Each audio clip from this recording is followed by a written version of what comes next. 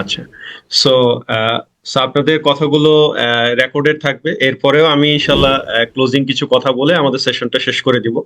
আমরা চেষ্টা করব যে মোটামুটি 1 ঘন্টার মধ্যে আমাদের সেশনটা যাতে শেষ করে ফেলা যায়।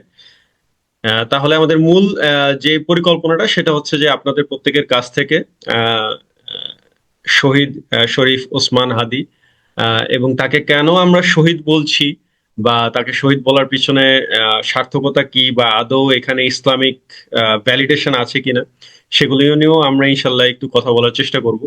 তো আমরা প্রথমেই যেটা চাচ্ছি সেটা হচ্ছে যে আমরা এখন উপস্থিত যারা আছেন প্রত্যেকের কাছ থেকে খুব সংক্ষেপে বাট সংক্ষিপ্ত বাট দামি কিছু কথা, মূল্যবান কিছু কথা, অনুভূতির কিছু কথা, সেই কথাগুলো আমরা শুনতে চাই, যেহেতু এই সুযোগটাই আমরা দিতে চেয়েছি এই প্ল্যাটফর্মে। তারপর আমি ইনশাল্লাহ আবার কথা বলবো এবং আমাদের সবার সামারি আকারে কিছু কথা নিয়ে ইনশাল্লাহ শেষ করব। এটা একটা ব্যাপার। আরেকটা হচ্ছে যে যেহেতু সেশনটা রেকর্ড করা হচ্ছে, আপনাদের কথাগুলো এখানে রেকর্ডেড থাকবে। সেশনটা আপনারা ইনশাল্লাহ আপনাদের সাথে শেয়ার করা হবে, আপনারা পাবেন। আমাদের গ্রুপ থেকে কোথায় পাবেন, কিভাবে পাবেন সেটা বলে দেওয়া হবে। আমি আমাদের কোহোস্টদেরকে রিকোয়েস্ট করব যে আমাদের টেলিগ্রাম চ্যানেলের লিংকটা আপনারা এখানে দিয়ে দিবেন, যাতে প্রত্যেকে সেই চ্যানেলে গেলে আমরা এই রেকর্ডিংটা সেখানে শেয়ার করে দিতে পারি এবং ওখান থেকে আপনারা যাতে রেকর্ডিংটা পেয়ে যাবেন ইনশাল্লাহ। এটা হচ্ছে একটা বিষয়। সেকেন্ড বিষয় যেটা সেটা হচ্ছে যে যাদের কথা আমরা এমন পাবো যে সেই কথার মধ্যে বা দুই একটা বাক্য, দুই একটা উদ্ধৃতি, আহ খুব দামি, খুব মূল্যবান কিছু কথা যেটাকে উদ্ধৃতি আকারে আমাদের অন্যদেরকেও জানানো দরকার, যে কথাটা শেয়ার করা দরকার অন্যদের সাথে শেয়ার শেয়ার করার মতো, সেগুলোকে পোস্টার আকারে আমরা ইনকিলাব মঞ্চের সাথেও ইনশাল্লাহ শেয়ার করব। আপনারা জানেন যে আজকে যেহেতু মাত্র আহ, কিছুক্ষণ আগে দাফন কাজ শেষ হলো এবং সবাই সেখানে ব্যস্ত। সো আদারওয়াইজ হয়তো আজকে ইনকিলাব মঞ্চেরও কেউ না কেউ সরাসরি আমাদের এই সেশনে জয়েন করতো। সো আমরা তখন তাদের মাধ্যমেও এমনও হতে পারে যে আপনাদের খুব আহ, খুব মানে টাচি কোনো কথা বা কোনো কিছু, সেটা যদি আমাদের সবার পছন্দ হয়ে যায় এবং সেটা রেকর্ডেড সেশন থাকার কারণে সেটা দেখা যাবে যে আমরা সেটাকে পোস্টার আকারে ইনকিলাব মঞ্চের ব্যানার থেকে, তাদের ফেসবুক পেজ থেকে সেগুলো আমরা মানুষের সাথে শেয়ার করার ব্যবস্থা করতে পারি ইনশাল্লাহ। তো সেই সুযোগটা থাকছে ইনশাল্লাহ। সো একটাই আপনাদের প্রতি অনুরোধ থাকবে, সেটা হচ্ছে যে আমরা প্রত্যেকেই কিছু না কিছু শেয়ার করার চেষ্টা করব, কিন্তু যতটুকু সম্ভব আমরা একটু জিস্ট আকারে, সংক্ষিপ্ত আকারে, পয়েন্ট আকারে কথা বলার যদি চেষ্টা করি তাহলে সবাই উপকৃত হবে ইনশাল্লাহ। তো আমি তাহলে এখান থেকেই শুরু করতে চাই। আমি আমাদের হোস্ট এবং কোচদের কাছে দিচ্ছি, যদি কেউ ইতিমধ্যে আগ্রহ প্রকাশ করে তাহলে আমরা সেভাবে যেতে পারি, অথবা আমরা র্যান্ডমলি শুরু করতে পারি ইনশাল্লাহ। জি স্যার, শোনা যাচ্ছে। হ্যাঁ, আপনি একজন একজন করে সুযোগ দিতে পারেন।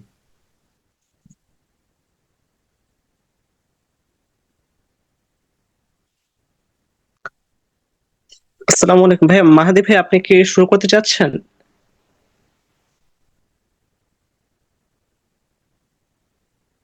মাহাদি ভাই? আসসালামু আলাইকুম ভাই। জি ভাই, আপনি বলতে পারেন। ভাই কি যে বলবো, এটা অনেক পরবর্তীতে বলি ভাই একটু। জি বলুন। বলতেছি আমি দুই একজনের পরে বলি আর কি, এটা বলতে চাচ্ছিলাম। আচ্ছা, আদনান সুজন, আপনি কি শুনতে পাচ্ছেন? আসসালামু আলাইকুম। ওয়ালাইকুম আসসালাম। জি, আপনি শুরু করতে পারেন। আসসালামু আলাইকুম। আপনারা আসছেন যে আমার আমাদের ভাই ওসমান হাজি, উনি আসলে মানে যতটুকু করে গেছেন এটা আসলে একটা রাষ্ট্রের জন্য, আমাদের জন্য অনেক বড় কিছু একটা অন্যায়ের বিরুদ্ধে তিনি মানে একাই প্রতিবাদী কণ্ঠস্বরে লড়ে গেছেন। শুরুতে মানে একটা মানুষ যে সামান্য ভালোবাসা দিয়ে এত কিছু জয় করতে পারে, তিনি একটা উদাহরণ সৃষ্টি করে গেছে, যা আমাদের জন্য অত্যন্ত মানে কি বলবো, একটা স্মৃতিচারণমূলক এই বার্তা, যেটা ইতিহাস হয়ে থাকবে। আর তার তিনি বারবার মানে প্রতিকৃত হয়েছে মানুষের দ্বারা, যে খারাপ বা বারবার উম, অনেক সময় পচটা পানিও তার ছুঁড়ে মারা হয়েছে তার গায়ে, কিন্তু তিনি সেটা প্রতিবাদ করেনি। তিনি বরং বলেছেন যে না, ঠিক আছে, আপনি আরো মারতে পারেন। মানে মানবিকতার যে মানে মানবতা এমন একটা পর্যায়ে কাজ ছিল, এটা মানে তাকে দেখলেই বোঝা যায়। তার ভিতরে যে উদারতা ছিল, দেশের প্রতি ভালোবাসা ছিল, এবং মানুষের যে আহ, কিভাবে মানুষকে যে প্রতিবাদী না হয়ে কিভাবে যে তার প্রতি ভালোবাসা দেখিয়ে তাকে আপন করা যায়, এটা সত্যি তার কাছ থেকে আমরা আর কি শিখতে পারি। এইটা ছিল আর কি আমার বলার কথা। আমরা অবশ্যই তার থেকে মানুষের প্রতি তার ভালোবাসা, অন্যায় ব্যক্তি করা প্রতিবাদ, এটা যেন নিজের প্রতি ধারণ করে আহ কিছু একটা সমাজে পরিবর্তন করতে পারি, এই নিজেই কাজ করা। Thank you.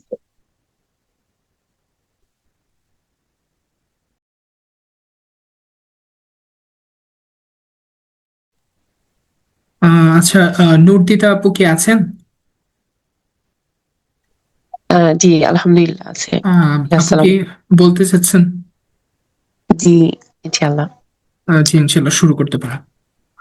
আচ্ছা, উসমান হাদিকে অ্যাকচুয়ালি আমি অ্যাজ এ পার্সন হিসেবে অনেক ভালোভাবে চিনতাম না, তবে ওর বক্তব্য কিছু কিছু শুনেছিলাম। তো শোনার পরে আমার আস্তে আস্তে অনেক মানে ভালো লাগতো ওকে, যখন ও জীবিত ছিল অনেক ভালো লাগতো। এটা নিয়ে অনেকের সাথে কথাও বলেছি যে ছেলেটা আসলে অনেক মেধাবী, কিন্তু আসলে ওর পরিবার যে আসলে এতটা মানে আলেম পরিবার থেকে উঠে আসছে, এবং তার ভাই বোন সবাই আসলে এইরকম একই ধরনের শিক্ষা থেকে উঠে আসছে, এই জিনিসগুলো আসলে এত ব্যাপকভাবে জানতাম না, যেহেতু আমি পার্সোনালি ওনাকে চিনতাম না। কিন্তু উনাকে আহ, এই উনার যাওয়া এবং তারপরে উনার পরিবারের সব ডিটেল জানার পর থেকে আমার বারবার শুধু এটাই মনে হচ্ছে যে আমাদের আসলে মানে এইরকম আহ ধৈর্যশীল, এত সুন্দর করে কথা বলতে পারার যোগ্যতা, এত মানে আহ উম, ময়লার পানি ছুড়ে দেওয়ার পরেও এত সুন্দর করে বলার যোগ্যতা যে আপনারা দিতে থাকেন। মানে এই যে তার যেই ব্যবহার আখলাক, যেটা যেটা বলা আছে যে আহ, মানে আহ, আমাদের পাল্লায় হচ্ছে সবচেয়ে ভারী থাকবে ইনশাল্লাহ মিজানের পাল্লায় উত্তম আখলাক, সেটা এত সুন্দর। মানে এটা আসলে এত চমৎকার পরিবার দেখেই সম্ভব হয়েছে। আমি আসলে ওনার পরিবার সম্পর্কে জানতে পেরেছি এই উনার এই ইনসিডেন্টের পরে। তো উনার পরিবার সম্পর্কে জানার পরে আমার আমার কাছে এটা অনেক বড় রিমাইন্ডার যে অ্যাকচুয়ালি আমাদের পরিবার নিয়ে কাজ করাটা আরো বেশি জরুরি, এবং অনেক আহ, অনেক আরো অনেক ফোকাস ভাবে আমাদের পরিবার নিয়ে কাজ করা দরকার, যদি আমরাও চাই আমাদের আমাদের সন্তানরা উসমান হাদির মতো হোক, বা তার চেয়েও উমর রাদিয়াল্লাহু আনহু, রাসূল সাল্লাল্লাহু আলাইহি ওয়াসাল্লাম, মানে এত এরকম সাহসী হোক। আমরা তো ওনাদের গল্প শুনেছি, কিন্তু আসলে সামনাসামনি হয়তো বা মানে উসমান হাদিকেই দেখার সুযোগ হয়েছে। তো এটাই আর কি, যে আমাদের আসলে প্যারেন্টিংটা, ফ্যামিলি ওরিয়েন্টেড শিক্ষাটা অনেক বেশি বাড়ানো জরুরি। আমরা আসলে মোবাইল নিয়ে এত বেশি ব্যস্ত থাকি যে আমরা বাচ্চাদেরকে অনেক বেশি সময় দিচ্ছি না। আর আমরা ধরেই নিয়েছি বাচ্চাদের সময় দেওয়ার দায়ভার শুধুমাত্র মাদেরই।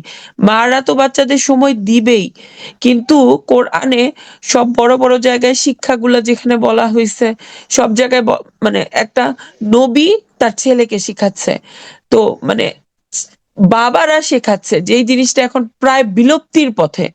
বাবারা সারা দিন কর্মব্যস্ত থাকতেছে, দুনিয়া দুনিয়ার সব কাজ করতেছে, তো বাসায় এসে সন্তানকে সময় দিচ্ছে না, যেখানে সন্তান অ্যাকচুয়ালি বাবার থেকে বেস্ট জিনিসটা শিখবে।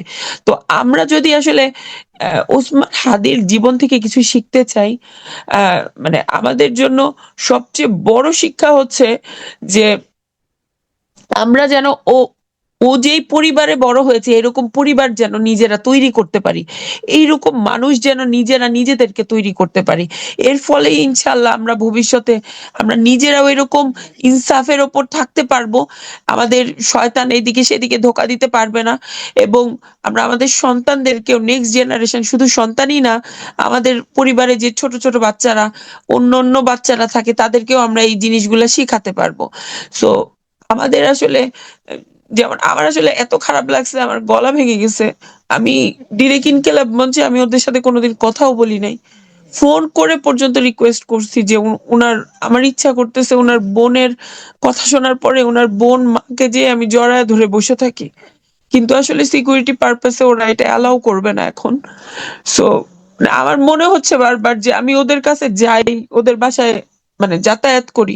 আমি জানতামও না ওর বাসা রামপুরাতে, আমার বাসাও রামপুরা, এত কাছে। আমি চিনতামও না, জানতামও না। তো আমার কাছে আসলে আফসোস লাগতেছে। আমার মনে হচ্ছে ওদের ফ্যামিলি থেকে ওরা কিভাবে বাচ্চা বড় করেছে, এই জিনিসগুলো যদি আমি শিখতে পারতাম, যেন আমি আমার লাইফে ইমপ্লিমেন্ট করতে পারি।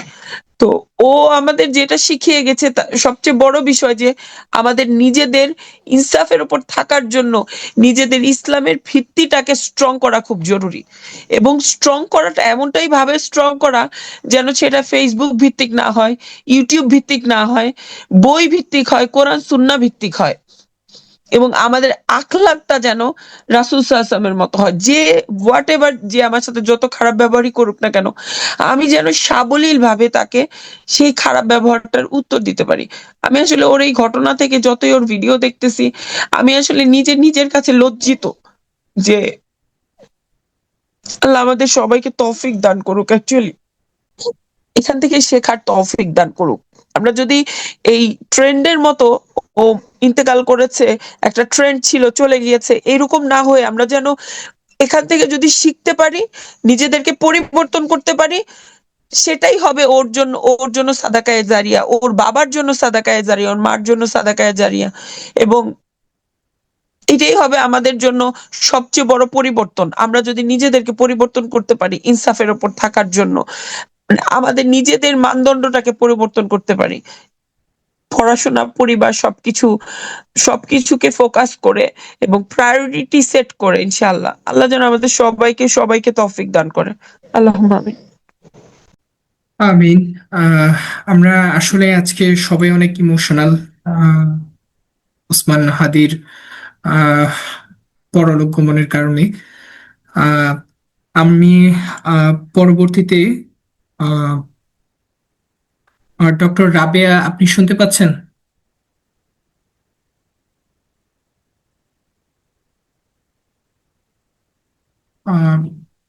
ডক্টর রাবেয়া, আপনি শুনতে পাচ্ছেন?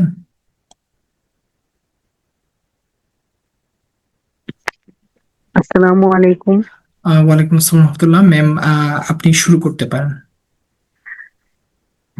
হ্যাঁ, অনেক কথাই তো বলার আছে, গুছিয়ে তো কিছুই বলতে পারতেছি না। এই এক সপ্তাহ যাবৎ খুবই একটা বেদনাময় একটা ঘোরের মধ্যে আছি। আজকে একটু সান্ত্বনা পাইছি। আজকে আজকে একটু মনে শান্তি পেলাম ওনার বিদায় বেলার দৃশ্যগুলো দেখে, ওনার সম্মান দেখে আজকে একটু একটু হলেও শান্তি পাচ্ছি মনে। কিন্তু এই কিছুদিন অনেক কষ্টে কেটেছে, কি বলবো, আমি গুছিয়ে বলতে পারি না। কিন্তু আমি উনার যে কয়েক মাস যাবত, মানে বছর খানিক হবে, উনার যে বক্তব্যগুলো শুনতেছি, আমি তখনই ফিল করছি তিনি অন্য ধারার মানুষ, অন্য, যে চিন্তা ভাবনা আমরা করতে পারি না, আমরা বড় বড় দলেরা করতে পারি না। উনি অবশ্যই আল্লাহকে অবশ্যই উনি ধ্যানে জ্ঞানে রাখেন, উনি অনেক বিশ্বাস করেন। আমি হয়তো কোনো, উনি রাজনীতিতে মানে উনি তো এমপি পদপ্রার্থীও ছিলেন। আমার মনে হয় না আমার লাইফে আমি কোনো এমপি পদপ্রার্থী বা কোনো দলীয় নেতা রাজনীতিবিদদের জন্য এতটা দরদ ফিল করছি আমি। শুরু থেকেই শুরু থেকেই ওনার জন্য আমি বিপ্লবী দেখি নাই, আমি চেকে দেখি নাই, কিন্তু আল্লাহর কাছে লাখ লাখ শুক্রিয়া যে উনি আমাকে বাংলাদেশে একজন বিপ্লবী দেখার সুযোগ করে দিয়েছেন।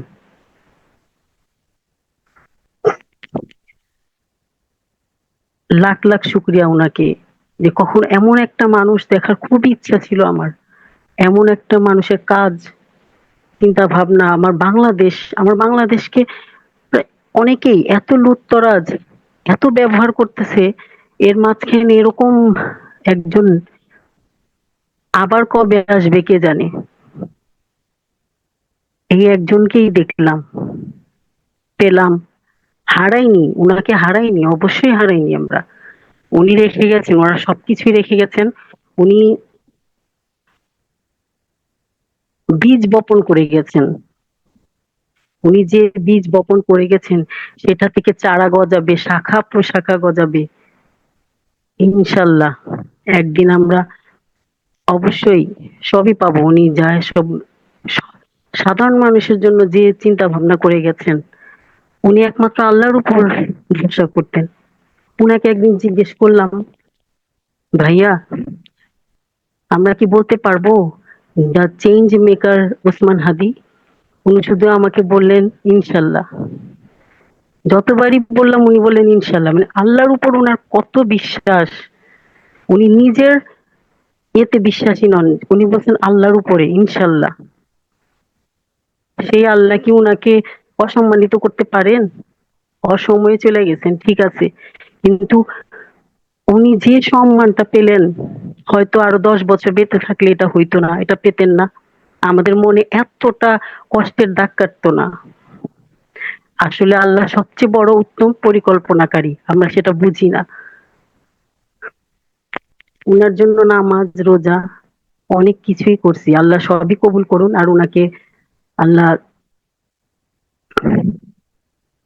জান্নাতুল ফেরদৌস নসিব করুন, উনার সব গুনাহ মাফ করে দিন, এইটাই চাইতেছি। আর সামনে হলো পথ চলা।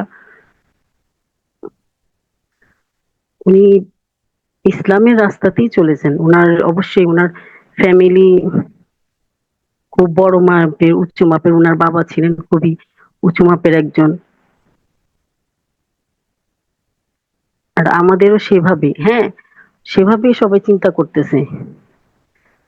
সবার মনে দাগ কেটে গেছে, ব্রেনে দাগ কেটে গেছে, এটা থাকবে, অবশ্যই থাকবে ইনশাল্লাহ, এটা হারাবে না। উনি উনার যে বিপ্লবী, উনার যে সাহস, আসলে আমি গুছিয়ে বলতে পারি না, ফিল করি কিন্তু গুছিয়ে বলতে পারি না।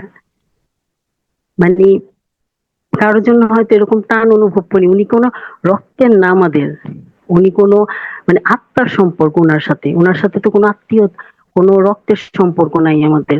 তারপরে উনি মানে সাধারণকে এইভাবে এত আপন করে নিছিলেন এই কিছুদিনের মধ্যে। আসলে ঠিক এটা হচ্ছে ইসলামের জোর।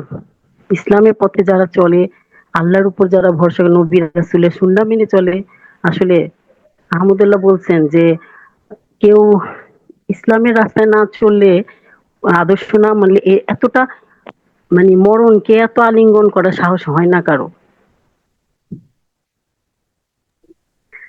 উনি আমাদের মাঝে সবসময় বেঁচে থাকবেন অবশ্যই।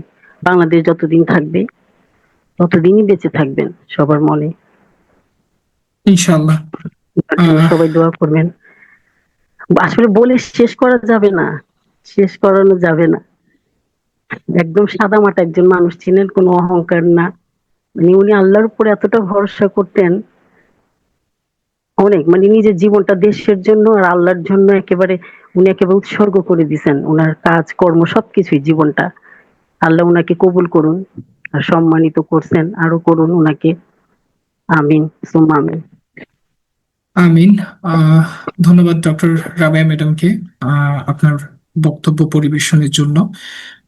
আজকে সত্যি আমাদের ম্যাক্সিমামের এই কথাবার্তা হয়তো এলোমেলো, কিন্তু আমাদের ফিলিংসটা আসলে খুবই রিয়েল। আহ, ধন্যবাদ ম্যাডামকে। পরবর্তীতে যিনি কথা বলতে ইচ্ছুক, প্রথমে একটু চ্যাট বক্সে একটু মেসেজ দিয়ে নিন, তাহলে আমরা আপনাকে আহ, কথা বলার সুযোগ করে দিব ইনশাআল্লাহ।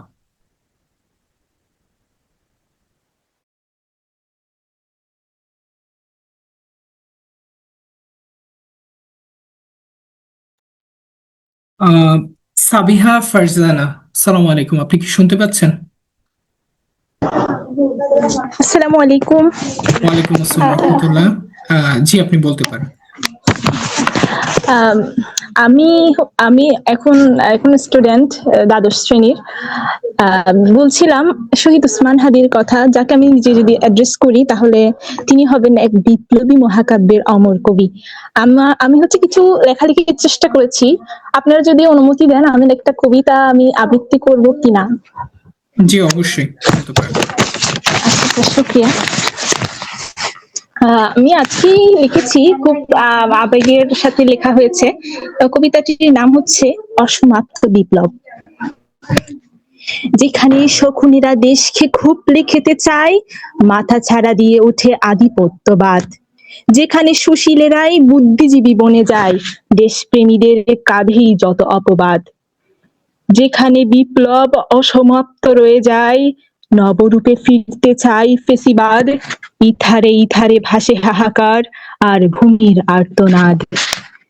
সেখানে কিভাবে থেমে যেতে চাই, খুঁজে ফিরি বিশ্রাম। কেন ভুলে যাই এই অভিধানে নেই কোনো অবসর বিশ্রাম। বিপ্লবীরা যেথায় লাশ হয়ে ফেরে, চেপে বসে জুলুমাত, সেথায় কিভাবে নির্ভয়ে মোরা ঘুমিয়ে কাটাই রাত। যেখানে হাদিরা সাংসদ নয়, হয় শহীদের লাশ। শুনে যেতে হয় সুশীলের বাণী আর হায়েনার উল্লাস। সেথায় কিভাবে খুঁজি অবসর, একটু থামার ঠাঁই। কেন ভুলে যায় এই অবসর, অভিধান জুড়ে নাই। অভিধান জুড়ে ঠাঁই দাঁড়িয়ে ইনসাফির কলরব। শহীদ হাদির রেখে যাওয়া যত অসমাপ্ত বিপ্লব। শুক্রিয়া, আমি এটা বলার ইচ্ছা পোষণ করেছিলাম। আসসালামু আলাইকুম রহমতুল্লাহ। ওয়ালাইকুম আসসালাম রহমতুল্লাহ। শহীদ ওসমান হাদির অসমাপ্ত বিপ্লবকে আমাদের সামনে চালিয়ে নিতে হবে। এটাই আমাদের অনুপ্রেরণা থাকবে। পরবর্তীতে যিনি বক্তব্য রাখতে চান, দয়া করে চ্যাট বক্সে প্রথমে মেসেজ দিন, ইনশাল্লাহ আপনাদেরকে সুযোগ দেওয়া হবে।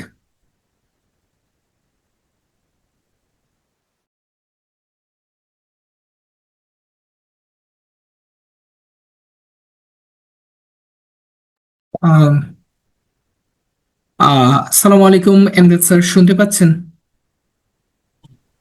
ওয়ালাইকুম আসসালাম ওয়া রাহমাতুল্লাহ। জি, শুনতে পাচ্ছি। স্যার, আপনি শুরু করতে পারেন।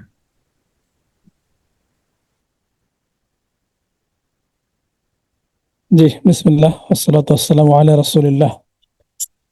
একটু আগে এক বোনের কবিতা শুনলাম, মাশাআল্লাহ, অনেক সুন্দর। আজকে আমি যখন বাসা থেকে বেরোচ্ছিলাম, অনেকটা দেরি করে বেরিয়েছি, 1:30টার দিকে। তো দেখি যে রাস্তাঘাটে এদিক সেদিক থেকে প্রচুর লোকজন হেঁটে যাচ্ছে, কেউ রিক্সায় যাচ্ছে, কেউ মোটরসাইকেলে যাচ্ছে। কারো বয়স, কেউ বৃদ্ধ, কেউ যুবক, ছোট ছোট বাচ্চারা বন্ধ গেছে। তো ওইটাই আর কি, যে আমাদের রক্তের সম্পর্কে কেউ না, কিন্তু আত্মার সম্পর্কে আত্মীয় আর কি। আর যেহেতু সে একজন বড় মাপের মানুষ ছিল, তার হৃদয়ে ছিল আল্লাহর প্রতি ভরসা, ইনসাফ কায়েমের প্রতিষ্ঠা করতে চাইছেন তিনি। দেশের জন্য সার্বভৌমত্বের কথা চিন্তা করতেন।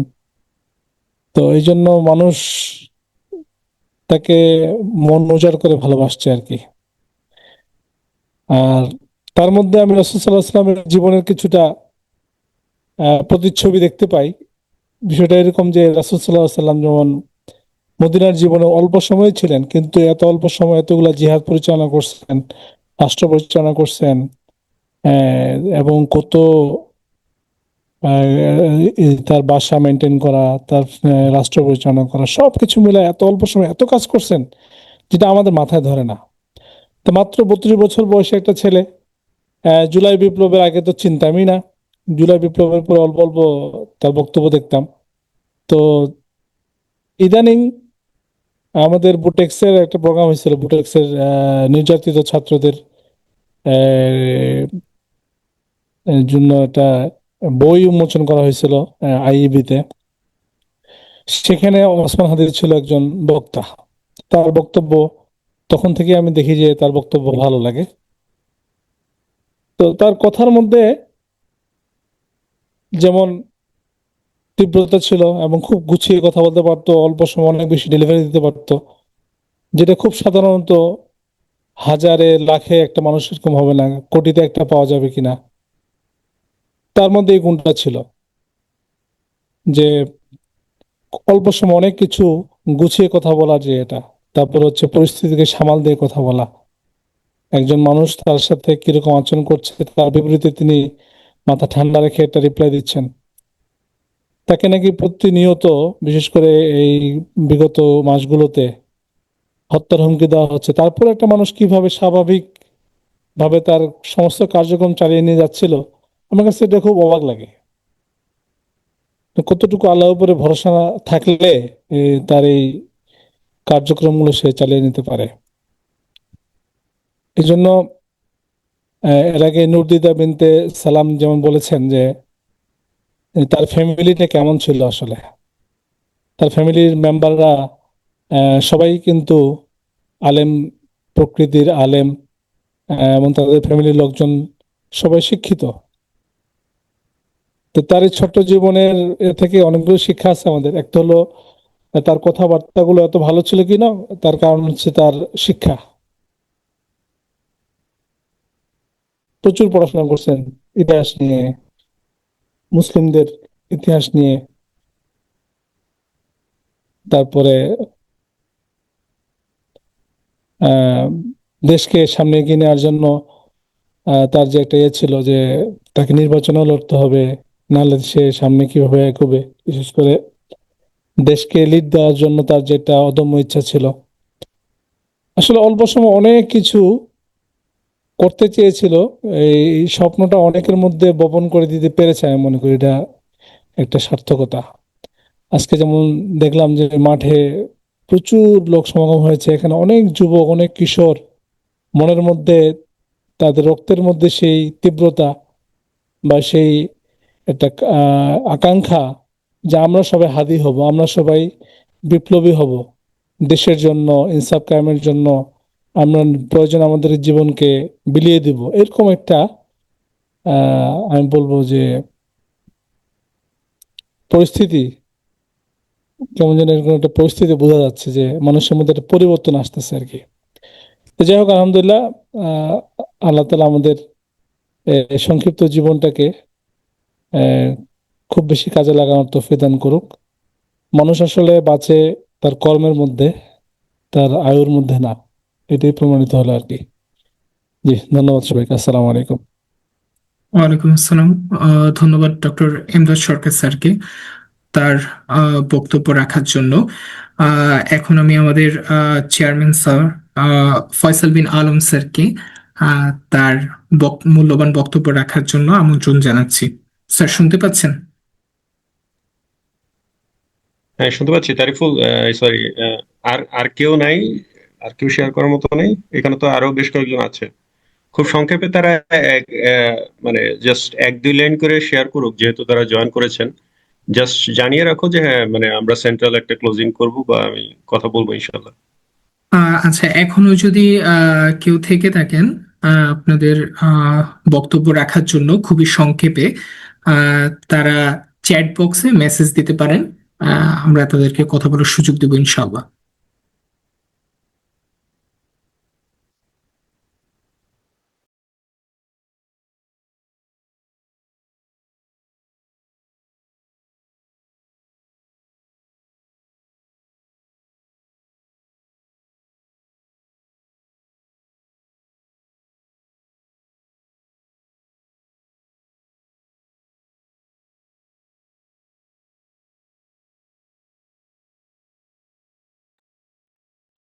ঠিক আছে, তাহলে আমি শুরু করছি। এরপরে যদি কেউ বাকি থাকে তখন আমরা ইনশাল্লাহ আবার কথা বলতে পারবো।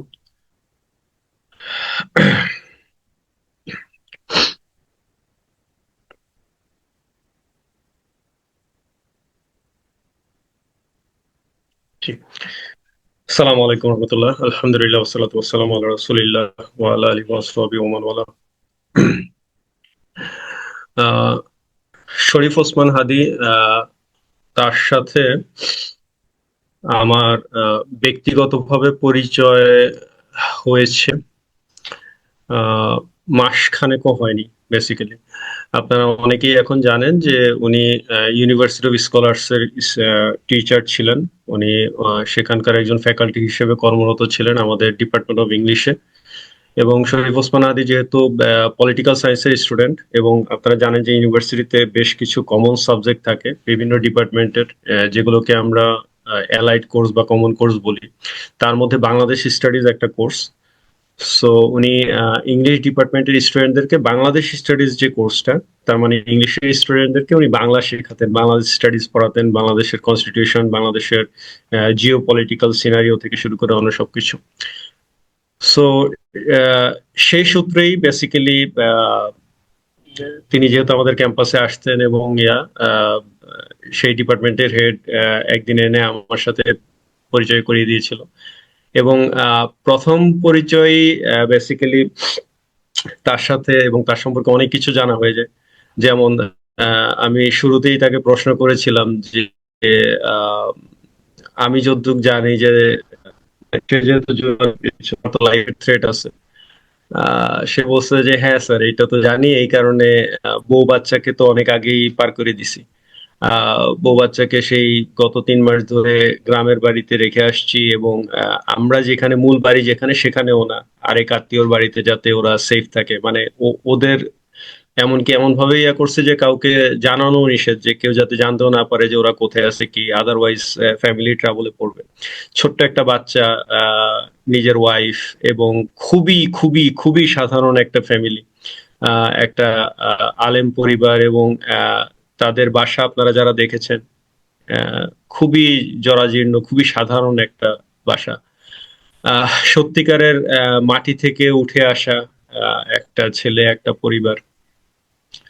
তো সেই কথাগুলো শেয়ার করে তারপরে সে বলছিল যে তার তো থ্রেড কন্টিনিউয়াসলি আছেই এখন, বাট মূল কথা যেটা যে স্যার, আপনি তো জানেনই যে হায়াত মৌতের মালিক তো আর দুনিয়ার কেউ না।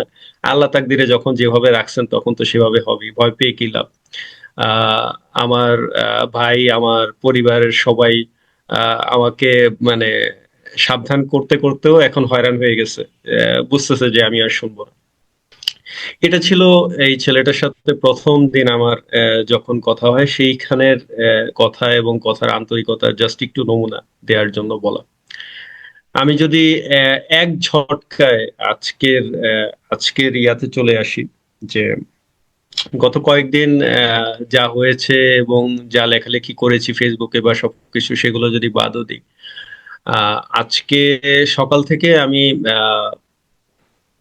আসলে একটু কনফিউজ ছিলাম যে আমার বাচ্চাটার ডক্টরস অ্যাপয়েন্টমেন্ট ছিল আজকে বিকেল বেলা। সো সেখানে যাওয়া এবং বিকেল এসে আমি আহ, এখন বিকেল টাইম যে শর্ট, সেখানে 4:30টার মধ্যে এসে ডক্টরের কাছে নিয়ে, মানে ডক্টরের কাছে 4:30টার মধ্যে উপস্থিত থাকতে পারবো কিনা, এটা নিয়ে একটা বিরাট টেনশনে ছিলাম। তো যাই হোক, আহ, মানে এটাও একটা মানে আশ্চর্য ব্যাপার আর কি, যে আল্লাহর কাছে চাইলে এবং আল্লাহর কাছে সাহায্য চাইলে যে অনেক ছোট জিনিসও যে অনেক সহজ হয়ে যায়, আবার অনেক বড় জিনিসও যে অনেক ইজি হয়ে যায়, তার একটা ইয়া করার জন্যই জাস্ট একটু বলা যে আমি জোহরের সালাত আদায় করেছি আমার এলাকায়, দ্যাট ইজ খিলক্ষেতে। সো খিলক্ষেতে জোহরের সালাত আদায় করে আমি 1:35-এ, আমাকে আমাদের ফাউন্ডেশনেরই একজন মেম্বার, উনিও আমাদের শিক্ষক, উনি ওনার বাইকে করে 1:35-এ আমি বাইকে উঠি। সো খিলক্ষেত এলাকা থেকে 1:35-এ বাইকে উঠলে মানে স্বাভাবিকভাবে আমি নিজেও বিশ্বাস হচ্ছিল না যে আসলে কি আমি গিয়ে মানে পৌঁছাতে পারবো কিনা। সো তারও আসতে একটু লেট হচ্ছিল, আর আমিও জাস্ট জোহরের সালাত শেষ করে তখন বের হয়েছি। বাট শেষ পর্যন্ত আমি যেটা দেখলাম যে আমি জাস্ট 20 মিনিটের মধ্যে সেই খেজুর বাগানের ওখানে চলে গেলাম, এবং বেসিক্যালি এরপরে আর যাওয়ার সুযোগ নেই, বাইক নিয়ে যাওয়ার সুযোগ নেই। এবং তখন দেখছি যে হাজার হাজার মানুষ সব রাস্তায়, রাস্তায় আসলে তখন মানে মানুষের হাঁটতেই কষ্ট হচ্ছে, আর বাইক বা অন্য গাড়ি তো যাওয়ার কোনো সুযোগই নেই। এবং প্রত্যেকটা মানুষ খুব তালে তালে মানুষ যেতে থাকে, বা হুজুগের বসে মানুষ যায়, কিন্তু এখানে কেউ আসলে মানে হুজুগের বসে কেউ যাচ্ছে, তালে তালে কেউ যাচ্ছে, এরকম একজনকেও মনে হয়নি, একটা বাচ্চাকেও মনে হয়নি। প্রত্যেকেই জানতো যে তারা কোথায় যাচ্ছে, প্রত্যেকেই জানতো তাদের গন্তব্য কোথায়, প্রত্যেকেই জানতো যে তারা কি উদ্দেশ্যে যাচ্ছে। বাবার কাঁধে ছেলেদেরকে দেখলাম, বয়স্ক মানুষকে দেখলাম, তারা সাথে নিয়ে চলে এসেছে। হাঁটতে কষ্ট হচ্ছে এরকম মানুষকেও দেখলাম, হুইল চেয়ারে নিয়ে যাওয়া হচ্ছে। খুব বৃদ্ধ একজন মানুষকে দেখলাম, খুব খুব মানে নিজের কণ্ঠের যতটুকু শক্তি আছে সব সর্বোচ্চ শক্তি দিয়ে স্লোগান দিচ্ছে। আমি অবাক হয়ে তাকায় রইলাম তার দিকে। এবং এটা তো নিশ্চিত যে আজকে যে লক্ষ লক্ষ মানুষের সমাবেশ ঘটেছে, বাংলাদেশের ইতিহাসের সর্ববৃহৎ জানাজাগুলো এবং এর চেয়ে বড় জানাজা বাংলাদেশ দেখেছি কিনা এটা আমাদের পক্ষে এইভাবে বলা সম্ভব না, আসলে মেজার করা পসিবল না। কিন্তু এই যে লক্ষ লক্ষ মানুষ, খুব স্বাভাবিকভাবে বাস্তব কথা হচ্ছে যে এখানকার খুব অল্প সংখ্যকই মানুষই শরীফ ওসমান হাদিকে সামনাসামনি হয়তো দেখেছে, তার সাথে কথা বলার সুযোগ, তার মুআমালাত করার সুযোগ হয়েছে। তাহলে এবং নিঃসন্দেহে শরীফ ওসমান হাদি কোনো মন্ত্রী ছিলেন না, এমপি ছিলেন না, কোনো রাজনৈতিক দলের প্রধান ছিলেন না, বিরাট বর্ষিয়ান কোনো নেতা ছিলেন না, কোনো ডাক সাইটে বিশাল পদধিকার বলে কোনো কিছু ছিলেন না, কোনো গ্রুপে 30-40 হাজার এমপ্লয়ির একটা গ্রুপ অফ ইন্ডাস্ট্রির মালিক গাড়িতে করে নিয়ে আসছে, জানাজা সালাতে অ্যাটেন্ড করতেছে। So that gives a very very strong message to us যে সম্মান আসলে আসে আল্লাহর পক্ষ থেকে। এবং আপনারা এই হাদিস, আল্লাহ যখন তার বান্দাকে পছন্দ করেন, আল্লাহ যখন তাকে ভালোবাসতে শুরু করে, আসমানের ফেরেশতারা তার জন্য দোয়া করতে শুরু করে। আল্লাহ যখন কোনো বান্দাকে পছন্দ করেন, তাকে সম্মানিত করতে, বাসীর অন্তরে তার প্রতি আগ্রহ সৃষ্টি করে দেন, তার প্রতি অনুরাগ সৃষ্টি করে দেন, তখন অটোমেটিক্যালি জমিনের যারা বাসিন্দা আছে তারাও তাকে ভালোবাসতে শুরু করে। এবং সুবহানাল্লাহ, আজকে সেই মাঠে গিয়ে আমার মনে হলো যে যে লক্ষ লক্ষ মানুষ, এরা কেউ শরীফ ওসমান হাদিকে সরাসরি দেখে নাই, তার সাথে এই যে মাত্রাতিরিক্ত ভালোবাসা, এই যে মনে হচ্ছে যে একেবারে নিজের পরিবারের, নিজের আপন কোনো ছোট ভাই, নিজের আপন কোনো নিজের পরিবারের কেউ, একদম খুব কাছের কোনো বন্ধু, খুব কাছের কোনো ভাই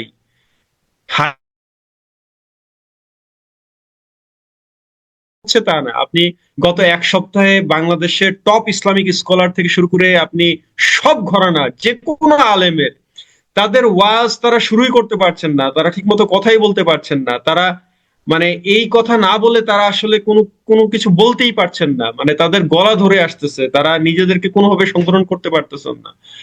সকল ঘরানার সকল শ্রেণীর আলেমরা তারা মন ভরে দোয়া করতেছেন, তারা মন ভরে তাকে ভালোবাসতেছেন।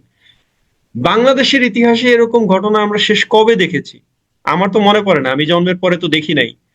যেই শুধুমাত্র ইসলামিক ঘরানার দলগুলোর মধ্যেও যেই পরিমাণ বিভেদ, একদল আরেক দলকে মুসলমানই মনে করে না, সমানে তাকফির করতে থাকে, কাফের মুনাফেক মুরতাদ ফতোয়া দিতে থাকে, একদল আরেক দলকে সহ্য করতে পারে না, ইভেন জানাজায় পর্যন্ত যাওয়াটাকে পছন্দ করে না।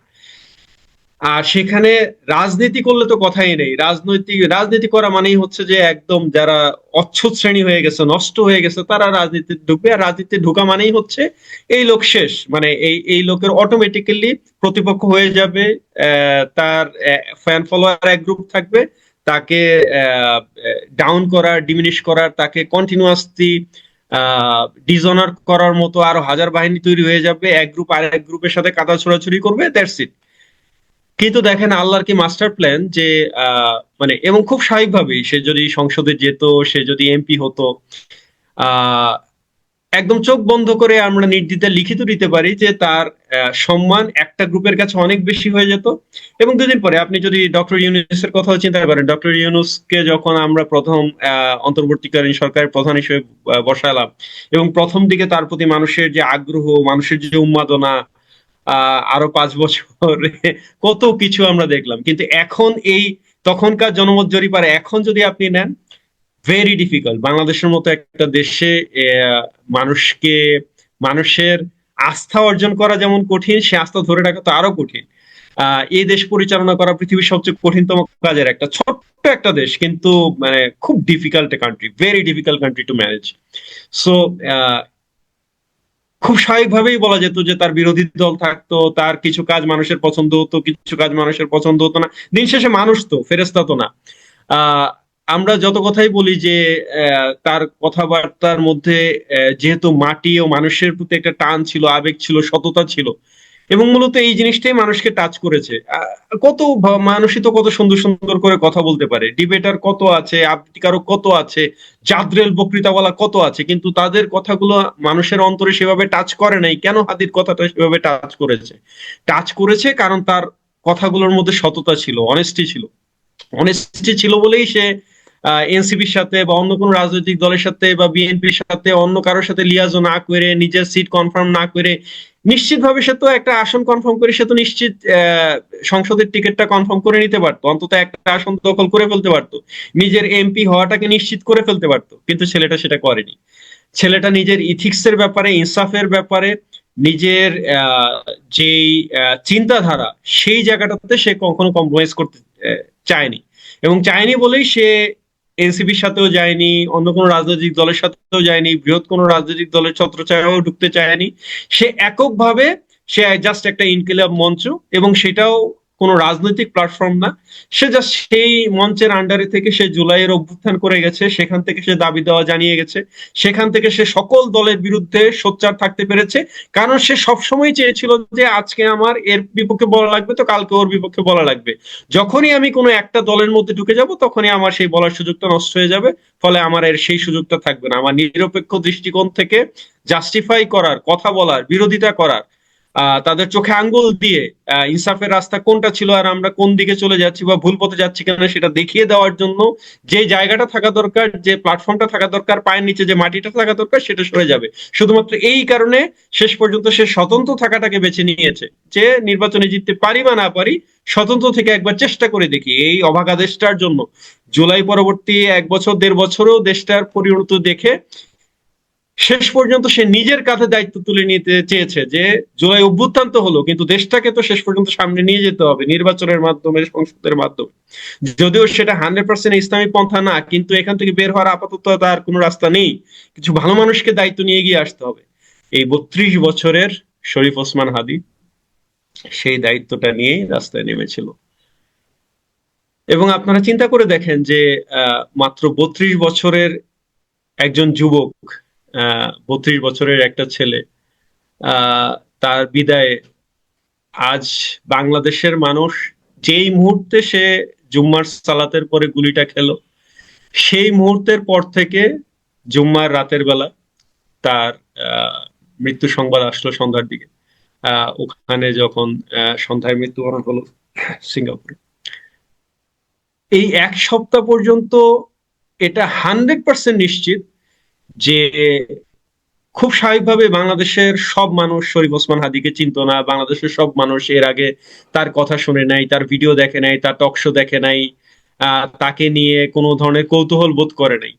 কিন্তু এই 1 সপ্তাহের মধ্যে আমার বিশ্বাস বাংলাদেশের আনাচে কানাচে এমন কেউ নেই যে বালেগ হয়েছে, যার বুদ্ধি হয়েছে, যে কিছু বোঝে, যে ইন্টারনেট চালাতে পারে, যে মিডিয়ার নিউজ দেখতে পারে, কিন্তু সে শরীফ ওসমান হাদীর নাম শুনেনি, শরীফ ওসমান হাদীর জন্য ফিল করেনি।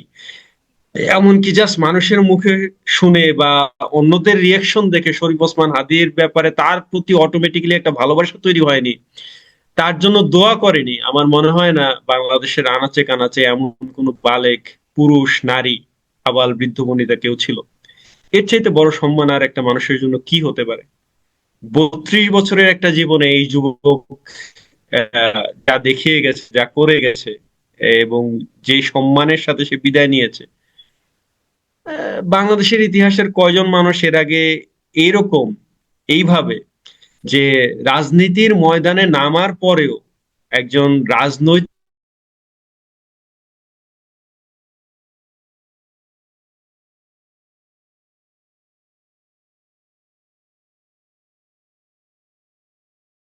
স্তরের সাধারণ মানুষ, কি শিক্ষিত, কি অশিক্ষিত, কি ডাক্তার, ইঞ্জিনিয়ার, বুদ্ধিজীবী, উকিল, ব্যারিস্টার, জজ, শিক্ষক, সকল শ্রেণীর মানুষের এই পরিমাণ অপার ভালোবাসা, যাদেরকে যারা কেউ কাকে কখনো দেখে নাই, ছুঁয়ে দেখে নাই, কথা শুনে নাই, কোনো স্বার্থের কোনো এরকম মানুষের ভালোবাসা, এটা আল্লাহ যদি কাউকে সত্যিকার অর্থে পছন্দ না করেন, আল্লাহ যদি কাউকে ভালো না বাসেন, তাহলে সম্ভব না, আসলেই সম্ভব না। No doubt about this. আমরা শরীফ ওসমান হাদিকে শুধু যে জাস্ট তার রাজনৈতিক কর্মকাণ্ড, তার দেশের প্রতি তার ভূমিকা, তার দেশপ্রেম, তার আধিপত্যবাদ বিরোধী তার জোরালো ভূমিকা, সেটার কারণে স্মরণ করছি বা সেটাকে অনুপ্রেরণা হিসেবে দেখছি, সেটা না। সবচেয়ে বড় যে অনুপ্রেরণার জায়গাটা, সেটা হচ্ছে যে আহ, একজন সাধারণ মুসলিম, একজন অনেকে যাদেরকে জেনারেল ঘরানার মুসলিম, সেকুলার ঘরানার মুসলিম এগুলো বলে যারা টিটকারি করতে পছন্দ করে, যারা সরাসরি ঠিক কওমি ধারাও না, ঠিক আহ, সেই লেভেলের তথাকথিত মোল্লা মৌলবি হুজুর ট্যাগ খাওয়া না, ভার্সিটিতে পড়ার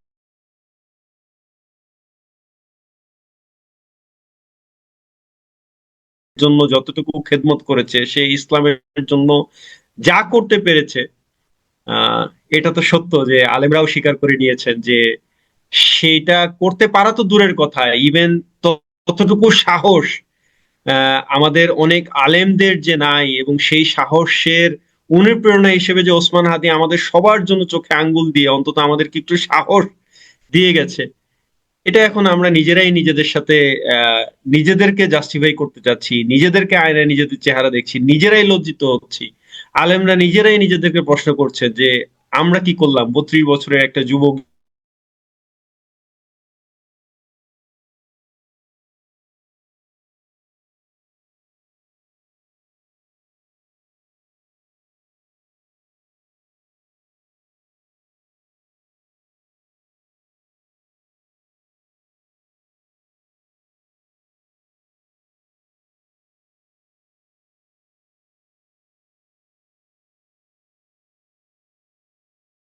কাছে শাহাদা চাওয়া, বারবার আল্লাহর কাছে শাহাদা চাওয়া, এবং এটা অস্বীকার করার কোনো উপায় নাই যে আল্লাহ সেটা কবুল করেছেন। এটা অস্বীকার করার কোনো উপায় নাই যে সে যদি ব্যাপারটা শুধু এটা হইতো যে সে শুধু মানুষকে দেখানোর জন্য বলতেছে, মানুষকে শোনানোর জন্য বলতেছে, শুধুমাত্র মিডিয়ায় গিয়ে বলতেছে, যখন সে টিভির স্ক্রিনের ক্যামেরার সামনে আছে, যখন সে টক শোতে আছে, যখন সে ভাষণ দিচ্ছে, শুধুমাত্র তখন বলতেছে যে আমার জীবন গেলে যাক, ইনসাফ কায়েম করতে গিয়ে যদি শহীদ হয়ে যায় হাসতে হাসতে চলে যাব। ব্যাপারটা যদি শুধুমাত্র মুখের কথা হতো, ব্যাপারটা যদি রিয়া হতো, ব্যাপারটা যদি আল্লাহ কবুল না করতেন, তাহলে অবশ্যই তার মৃত্যু এভাবে হতো না, অবশ্যই আল্লাহ সেভাবে কবুল করতেন না, অবশ্যই তার মৃত্যু এভাবে হতো না। একটা মানুষের মরার পরের সিমটম দেখলে বোঝা যায় যে আসলে মানুষটা আল্লাহর কাছে পছন্দ হয়েছে কিনা, মানুষটা মানুষের কাছে কতটুকু স্বীকৃতি পাচ্ছে, মানুষ তার ব্যাপারে কি সাক্ষ্য দিচ্ছে, অপরিচিত মানুষজন তার ব্যাপারে কি সাক্ষ্য দিচ্ছে, পরিচিত মানুষজন তার ব্যাপারে কি সাক্ষ্য দিচ্ছে। আপনারা জানেন যে রাসূল সাল্লাল্লাহু আলাইহি ওয়াসাল্লামের যুগে এরকম বহু ঘটনা আছে যে যখন কফিন নিয়ে যাওয়া হচ্ছিল, সাহাবারা একজনের ব্যাপারে ভালো সাক্ষ্য দিয়েছেন, রাসূল সাল্লাল্লাহু আলাইহি ওয়াসাল্লাম বলেছেন তার জন্য জান্নাত ওয়াজিব হয়ে গেছে। আরেকজনের ব্যাপারে যখন নেগেটিভ সাক্ষ্য দিয়েছেন, রাসূল সাল্লাল্লাহু আলাইহি ওয়াসাল্লাম তার ব্যাপারেও বলেছেন যে তার জন্য জাহান্নাম ওয়াজিব হয়ে গেছে। মানুষের সাক্ষ্য অনেক গুরুত্বপূর্ণ ব্যাপার, যে সাক্ষ্যর পিছনে কোনো স্বার্থ থাকে না। এখানে কোনো রাজনৈতিক দলের কোনো ব্যাপার নাই, কোনো কোম্পানির ব্যাপার নাই, কোনো ধরনের স্বার্থের কোনো সংজ্ঞা, কোনো সংস্পর্শ নাই। অন্তরের অন্তঃস্থল থেকে মানুষ যে দোয়াটা করছে, মানুষ যে সাক্ষ্যটা দিচ্ছে, মানুষ যে ভালো কমপ্লিমেন্ট দিচ্ছে, এটার চেয়ে দামি পৃথিবীতে কিছু হতে পারে না। তো এই জিনিসটা সহিহ ওসমান হাদি কেন পেলো, এই শাহাদাতের তামান্না কেন করতে পারলো, কেন আল্লাহ তাকে এভাবে কবুল করলেন? কবুল করলেন তার যে আপব্রিঙ্গিং এর কারণে। সে একটা আলেম পরিবারের সন্তান, তার বাবা ছিলেন একটা মাদ্রাসার প্রিন্সিপাল, তার বাবা ছিলেন একজন সত্যিকারের আলেম। সে তার বাবাকে হারিয়েছে কিন্তু বাবার আদর্শ ধরে রেখেছে। পরিবারের 6 জন ভাই বোন, 6 জন ভাই বোনের মধ্যে সে সবচেয়ে ছোট।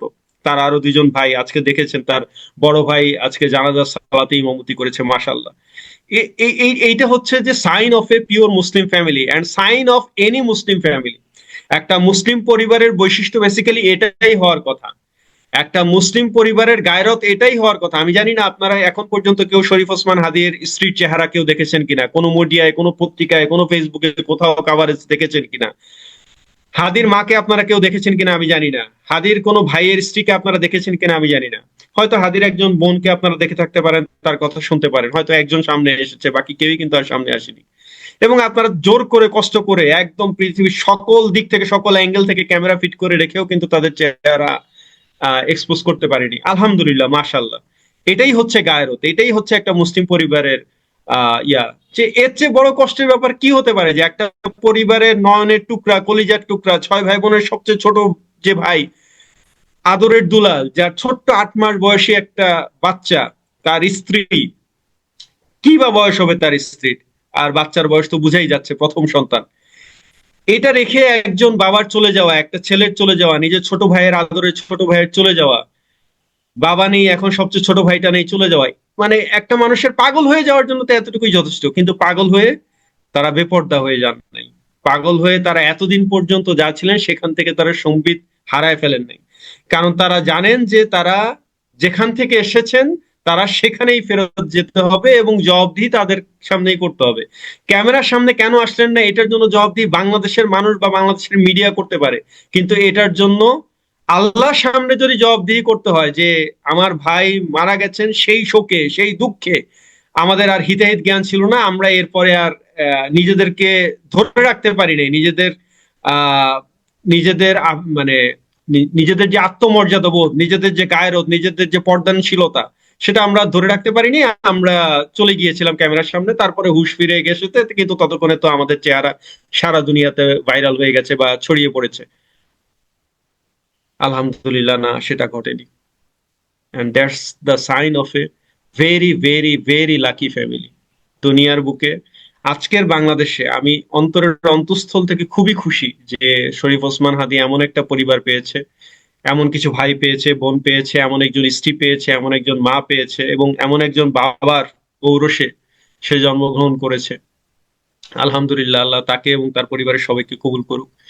এবং এই যে আপব্রিঙ্গিং, এই যে দিনী চেতনা, এটার জন্য সে আলেমদের কাছে যেমন ভালোবাসা পেয়েছে, রাজনৈতিক দলের সবাই তার যতই অপছন্দ করুক তার কথা, তার ঠোঁট কাটা কথা, তার একদম সরাসরি স্ট্রেট কথা, এবং কথা বলতে গিয়ে মাঝে মাঝে সে উত্তেজনায় অথবা মুহূর্তের আহ তাগিদে অনেক কথা বলতে গিয়ে মাঝে মাঝে হয়তো কিছু স্ল্যাং কথা, কিছু অমার্জনীয় কথাবার্তা বা কিছু অশোভন কথাবার্তা সেটা আসতেই পারে। মানুষ হিসেবে পৃথিবীর কেউই ফেরেশতা না, আমরা কেউই ফেরেশতা না, সেটা কোনো ব্যাপারই না। কিন্তু এক সাগর এর মাঝখানে যা সামান্য কিছু ময়লা বা কচুরিপানা, সেটা দিয়ে আর সাগর পরিমাণ যার অবদান, সেটাকে কোনোভাবেই কম্পেয়ার করা যায় না। সে মাত্র 32 বছরের জীবনে এই ছেলেটা যা করে দেখিয়ে গেছে, এটা দিয়ে আরেকবার প্রমাণিত হয় যে আসলে বয়স কোনো ব্যাপার না, বয়স কোনো বাধা না। এবং 32 বছর বয়সে মরে গিয়ে শরীফ ওসমান হাদী যেভাবে অমর হয়ে গিয়েছে, এইভাবে শাহাদা নসিব আল্লাহ যেভাবে তাকে করেছেন, এটা পৃথিবীতে খুব কম মানুষের ভাগ্যেই এভাবে জুটে। এটা খুবই খুবই ভাগ্যবান যারা, আল্লাহ যাদেরকে নিজ থেকে কবুল করেন, শুধুমাত্র তারাই এগুলো পেতে পারে, এটা কবুল হতে পারে। আর যে কথাটা না বললেই না, সেটা হচ্ছে যে দুটি ইসলামিক সেন্স থেকে আমরা এটাকে শাহাদা বলতে পারি, তাকে শহীদ বলতে পারি। আপনারা ইতিমধ্যেই হয়তো বিভিন্ন ইসলামিক স্কলার দেশে বিদেশে এগুলোর ব্যাপারে শুনেছেন এবং শুনবেন যদি কারো ডাউট থাকে। প্রথম কথা হচ্ছে যে আজকে যদি কেউ শুধুমাত্র দেশের জন্য লড়াই করতে গিয়ে, দেশপ্রেম দেখাতে গিয়ে, শুধুমাত্র আমি বললাম যে বুক পেতেছি, গুলি করলো, আর আমি আমার বুকে গুলি খাওয়ার ছবিটা ভাইরাল করে আমি জাস্ট মরে গেলাম, এবং আমার উদ্দেশ্য ছিল যে মানুষকে দেখানো যে এই যে দেখো, বীরের মতো আমি মরতে পারি, দেশের জন্য মরতে পারি। সো উদ্দেশ্য যদি হয় বীরের মতো মরা, উদ্দেশ্য যদি হয় দেশের জন্য মরা, উদ্দেশ্যের মূল জায়গায়, নিয়তের জায়গায় যদি আল্লাহ সন্তুষ্টি না থাকে, আল্লাহর জন্য, আল্লাহ সন্তুষ্টির জন্য না হয়, এটা যদি আল্লাহ সন্তুষ্টির জন্য অন্যায়ের প্রতিবাদ না হয়, আল্লাহ সন্তুষ্টির জন্য ইনসাফ কায়েম না হয়, এটা যদি দুনিয়াবি কোনো স্বার্থে হয়, তাহলে প্রথমেই সেটা বাতিল। আপনারা জানেন যে জাহান্নাম উদ্বোধন করা হবে যে 3টা শ্রেণী দিয়ে, সেই 3টা শ্রেণীর মধ্যে গাজী আছে, সেই 3টা শ্রেণীর মধ্যে শহীদ আছে, সেই 3টা শ্রেণীর মধ্যে দানবীর আছে, সেই 3টা শ্রেণীর মধ্যে আলেম আছে। সো সেই আলেমকে দিয়ে জাহান্নাম উদ্বোধন করা হবে, কারণ তার যে দিনের প্রচার, দিনের দাওয়া, সেটার মধ্যে তার কোরআন তেলাওয়াত, তার ওয়াজ মাহফিল, সেগুলোর মধ্যে দুনিয়ার স্বার্থ জড়িত ছিল। সেই দানবীরকে দিয়ে উদ্বোধন করা হবে যে দান করেছে এবং দুনিয়াতে তার ফল পেয়ে গেছে, দুনিয়াতে খ্যাতি অর্জনিতার, সুনাম অর্জনিতার মুখ্য ছিল। সেই শহীদকে দিয়ে উদ্বোধন করা হবে যে বলেছে যে আমি আল্লাহ রাস্তায় শহীদ করে দিয়েছি, কিন্তু তার বীর বিক্রম এবং সে এমন ভাবে যুদ্ধ করেছে যে এরপর দুনিয়াতেই সে ওই তার যেই খেতাব, আমাদের বীরশ্রেষ্ঠ খেতাব কারা পেয়েছিলেন? তারা তো জীবিতরা পাননি, তারা চরম বিপুল বিক্রমে যুদ্ধ করেছেন, বীরশ্রেষ্ঠ খেতাব পেয়েছেন। তো তারা বিশাল বিশাল খেতাব পেয়ে বিশাল তাদের সোনায় মোড়ানো কবর বানানো হয়েছে এবং অনেক কিছু হয়েছে, সেগুলা ইয়া নিয়ে তারা আল্লাহর সামনে চলে গেছেন। আল্লাহ বিচার করবেন যে তাদের আসলে নিয়ত কি ছিল, ইখলাস কি ছিল। শরীফ ওসমান হাদী প্রথম থেকে শেষ পর্যন্ত সেই ব্যাপারে ক্লিয়ার ছিল, তার পরিবার জানে, তার সন্তান জানে, তার স্ত্রী জানে, এমনকি তার আশেপাশের ইনকিলাব মঞ্চ থেকে শুরু করে কাছে সব মানুষ জানে সে আল্লাহর সন্তুষ্টির জন্য আল্লাহর কাছেই সে শাহাদাত চেয়েছে এবং আল্লাহর কাছেই ফিরতে চেয়েছে। সে মানুষের কাছে সেলিব্রিটি হয়ে আসতে চায়নি। এবং দেখেন আল্লাহ তাকে কিভাবে সম্মানিত করলেন। এই ছেলেটা সংসদে যাওয়ার জন্য, এমপি হওয়ার জন্য, সে সংসদে টিকিট পাওয়ার জন্য সে লড়াই করছিল, মানুষের দুয়ারে দুয়ারে গিয়ে ক্যাম্পেইন করছিল, লিফলেট বিলি করছিল, ফজরের সালাতে নামাজের পর বাইরে দাঁড়িয়ে খুব সুন্দর মতো বিনয়ের সাথে মানুষকে দিচ্ছিল। এবং কেউ তাকিয়ে দেখছিল, কেউ তাকিয়ে দেখছিল না, কারো হয়তো হয়তো লিফলেট দিচ্ছে, কেউ লিফলেট না নিয়ে উল্টো দিকে চলে যাচ্ছে, কারণ তার হয়তো তাকে পছন্দ না।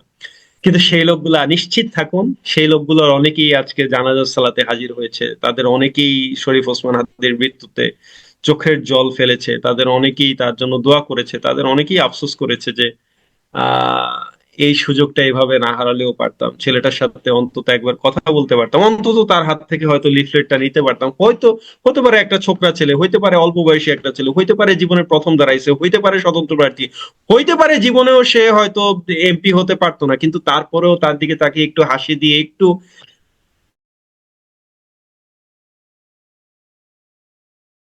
মোলাকাত করা, একটু মুআমালাত করা, একটু তাকে, সেই মানুষগুলো আহ এখন সেই স্মৃতিচারণই হয়তো করছে বারবার। তো আল্লাহ তাকে কিভাবে সম্মানিত করলেন? আল্লাহ ঠিকই আজকে তাকে সংসদ ভবনে নিয়ে আসলেন, সংসদ ভবনের দক্ষিণ প্লাজায় নিয়ে আসলেন। এবং কিভাবে নিয়ে আসলেন? সারা বাংলাদেশের যত রথী মহারথীরা আছে, সকল রাজনৈতিক দলের শীর্ষ নেতৃবৃন্দ আছে, সারা বাংলাদেশের ডাক সাইটে যত নেতৃবৃন্দ আছে, ডাক সাইটে যত আলেমরা আছেন, ইসলামিক স্কলাররা আছেন, সবাই একযোগে দাঁড়িয়ে আজকে তার জানাজার সালাতে উপস্থিত হলো, লক্ষ লক্ষ মানুষকে সাথে নিয়ে। এমপি হলে কি ওসমান হাদী এই সম্মান পেতেন? কখনোই না। এমপি হলে কি ওসমান হাদী সবাইকে এভাবে এক কাতারে নিয়ে আসতে পারতেন? কখনোই না। সো একজন শহীদ ওসমান হাদী, তিনি যা রেখে গিয়েছেন এবং আল্লাহ তার জন্য যেভাবে কবুল করেছেন, এটা আল্লাহর পক্ষ থেকে মহা পরিকল্পনার অংশ। আমাদেরকে বুঝতে হবে যে এটা আল্লাহর পক্ষ থেকে একটা প্ল্যান। আমরা যদি আফসোস করি যে আল্লাহ কেন এই ছেলেটাকে এত তাড়াতাড়ি নিয়ে গেলেন, মাত্র 32 বছর বয়সে কেন নিয়ে গেলেন, আহ মাহমুদুর রহমান আফসোস করে বলেই ফেলেছেন যে আমার জীবনের বিনিময়ে হলেও আল্লাহ তাকে বাঁচাও, বা আমাদের এখন আর দেওয়ার কিছু নাই, আমাদের বয়স শেষ, কিন্তু এদের তো দেওয়ার মাত্র শুরু, মাত্র এরা দেওয়ার জন্যই মাঠে নেমেছে, এদের এখন অনেক সুযোগ, আহ সময়, শ্রম, যোগ্যতা, সামর্থ্য, শক্তি, সব দিক থেকে এরাই বেস্ট ক্যান্ডিডেট। কিন্তু তারপরেও দেখেন আল্লাহর পরিকল্পনা ভিন্ন, এবং সেই পরিকল্পনার একটা বড় অংশ হচ্ছে যে আল্লাহ চেয়েছেন যে একজন হাদীর যে অনুপ্রেরণা, সেটা শুধুমাত্র একজন হাদীর মধ্যে সীমাবদ্ধ না থাকুক। একজন হাদীর যে চাওয়া পাওয়া, যে ইনসাফের বাংলাদেশ বিনির্মাণের যে স্বপ্ন, এটা শুধুমাত্র একজনের স্বপ্ন না হোক, যে যতক্ষণ সে আছে এই স্বপ্ন জীবিত থাকবে, আর সে যখন থাকবে না এই স্বপ্ন ধীরে ধীরে স্থিমিত হয়ে যাবে। না, আজকে হাদীর স্বপ্ন সারা বাংলাদেশের স্বপ্ন। আজ ওসমান হাদী, আজকে হাদী হতে চাইছে বাংলাদেশের লক্ষ কোটি মানুষ, আবাল বৃদ্ধ বনিতা শিশুরা। আপনারা জানেন হাদী শব্দের অর্থ পথ প্রদর্শক, এবং আজকে তাকে কিভাবে আল্লাহ আমাদের সবার জন্য অনুপ্রেরণার পথ প্রদর্শকের জায়গায় নিয়ে গেলেন। এবং এটাকে শাহাদা হিসেবে বলার আরেকটা কারণের কথা বলছিলাম, যে আপনারা জানেন যে ইসলামিক একটা বেসিক ফিলোসফি হচ্ছে যে যদি তুমি তোমার সামনে কোনো অন্যায় হতে দেখো, তাহলে তুমি তোমার সর্বোচ্চ শক্তি দিয়ে তা প্রতিরোধ করবে, তুমি তা প্রতিরোধ করবে, এটা তুমি হতে দিবে না।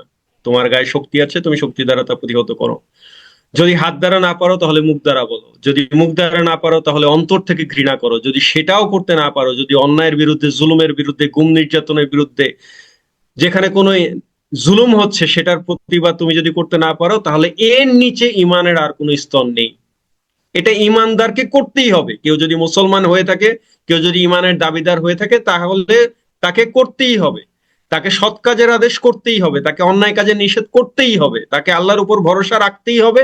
এবং আল্লাহর উপর ভরসা যদি রাখে, আল্লাহর উপর বিশ্বাস যদি রাখে, সে যদি ইমানদার হয়ে থাকে, তার যদি ইমানের দাবিদার হয়ে থাকে, তাহলে তাকে আমল বিন মারুফ নাহি আনিল মুনকার এটার উপর বাস্তবায়ন করতেই হবে। তাকে ভালো কাজের আদেশ দিতে হবে, অসৎ কাজ থেকে বিরত রাখতে হবে, অন্যায়ের বিরুদ্ধে, জুলুমের বিরুদ্ধে তাকে তীব্রভাবে প্রতিবাদ করতেই হবে।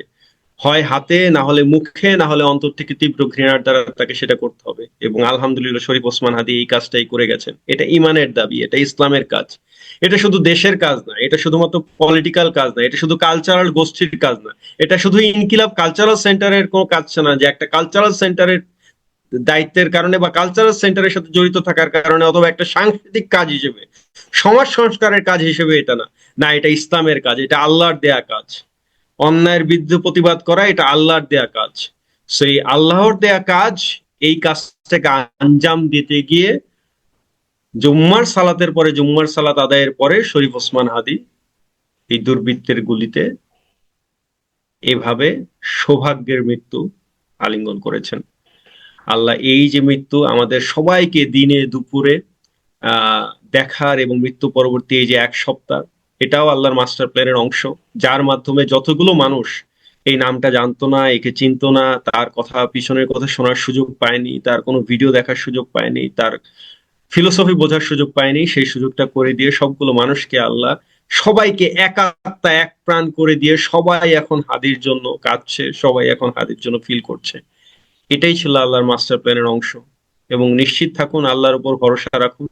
আল্লাহর কাছে যা চাবেন সেটা যত অসম্ভবই হোক, আপনার কাছে, আমাদের কাছে, অন্যদের কাছে, পৃথিবীর মানুষের কাছে যত অসম্ভবই মনে হোক, আল্লাহ যদি কবুল করে ফেলেন, তাহলে সেটা কবুল করা আল্লাহর জন্য কোনো বিষয় না, এবং সেটাকে বাস্তবায়ন করা আল্লাহর জন্য কোনো বিষয় না।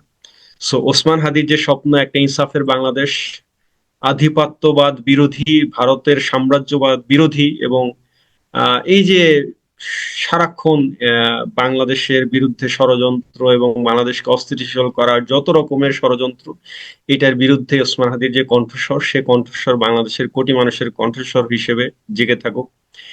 এটাই আমরা আল্লাহর কাছে যেন দোয়া করি। আমরা আল্লাহর কাছে হাদির সত্যিকারের শাহাদাতের মর্যাদা, জান্নাতুল ফেরদাউসের সর্বোচ্চ মাকাম কামনা করি।